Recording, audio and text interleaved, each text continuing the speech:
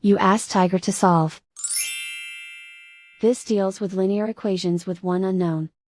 The final result is x equals 29/30. Let's solve it step by step. Simplify the expression. Multiply the coefficients. Expand the parentheses. Simplify the arithmetic. Group all x terms on the left side of the equation. Subtract 50x from both sides. Group like terms.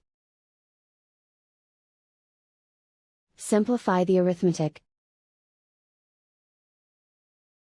Group like terms. Simplify the arithmetic. Group all constants on the right side of the equation.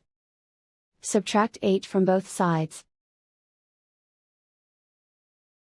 Simplify the arithmetic.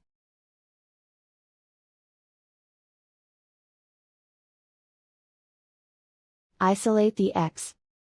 Divide both sides by -60. Cancel out the negatives.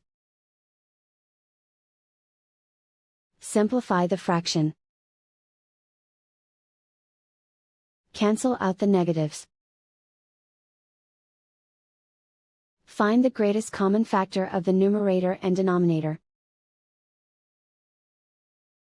Factor out and cancel the greatest common factor. And so the final result is x equals 29/30.